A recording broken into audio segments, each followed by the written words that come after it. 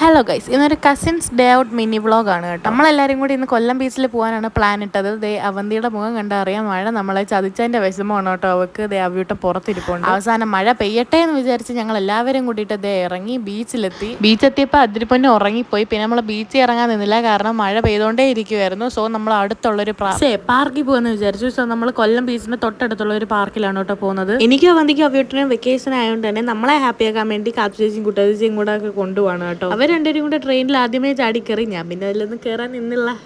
അവരവിടെ കളിക്കുന്ന സമയത്ത് നമ്മളെല്ലാവരും കൂടെ മഴയും കൊണ്ടുകൊണ്ട് എവിടെ ഇരുന്നു കേട്ടോ. പിന്നെ അദ്രിപ്പന്നെ എണീറ്റു. അങ്ങനെ അവരെ 3 പേരും കൂടെ അത് ഇതിനകത്ത് കയറി കിടന്ന് ചാടി. പിന്നെ അദ്രിയെ 2 റൈഡിലൊക്കെ കയറ്റി. അങ്ങോട്ട് പോയപ്പോൾ ഞാനാണ് കേട്ടോ സ്കൂട്ടർ ഓടിച്ചത്. സോ ഇങ്ങോട്ട് വരുന്നേരത്ത് കുട്ടേച്ചി ഓടിച്ചോളാം ഞാൻ പറഞ്ഞു. അങ്ങനെ നമ്മൾ മഴയും കൊണ്ടുകൊണ്ട് നേരെ ദോശ കഴിക്കാൻ വേണ്ടിയിട്ടാണ് കേട്ടോ പോയത്, തട്ടുദോശ. നിങ്ങൾ വിചാരിക്കും ഈ പിള്ളേരെയൊക്കെ കൊണ്ടിട്ട് എന്തിനായി മഴയത്ത് പോകുന്നതെന്ന്. ഇതൊക്കെയല്ലേ നമ്മുടെ ഹാപ്പിനെസ്. അങ്ങനെ നമ്മൾ ദോശയും സാമ്പാറും ചമ്മന്തി വടയൊക്കെ പറഞ്ഞു കേട്ടോ. നല്ല അടിപൊളി ടേസ്റ്റ് ആയിരുന്നു. ഓംലെറ്റ് ഇല്ലാതെ എന്ത് തട്ടുദോശയല്ലേ സുഹൃത്തുക്കളെ. അങ്ങനെ നമ്മൾ സിംഗിൾ ഓംലെറ്റ് എല്ലാവരും കൂടെ മേടിച്ചോ. നല്ല ചൂടായിരുന്നു, നല്ല ടേസ്റ്റും ആയിരുന്നു കേട്ടോ. എല്ലാവരും ആസ്വദിച്ചിരിപ്പുണ്ട്. കാച്ചുവെച്ചൊക്കെ വായി കുത്തിക്കയറ്റുമായിരുന്നു. പിന്നെ ഞങ്ങൾ നേരെ നെല്ലിവിളയിലോട്ട് വന്നിട്ട് ഞാൻ വണ്ടിയും കൊണ്ട് വീട്ടിലോട്ട് വന്നു. നനഞ്ഞ കോഴിയുടെ രൂപത്തിൽ വീട്ടിൽ കയറ്റിയത് ഭാഗ്യം.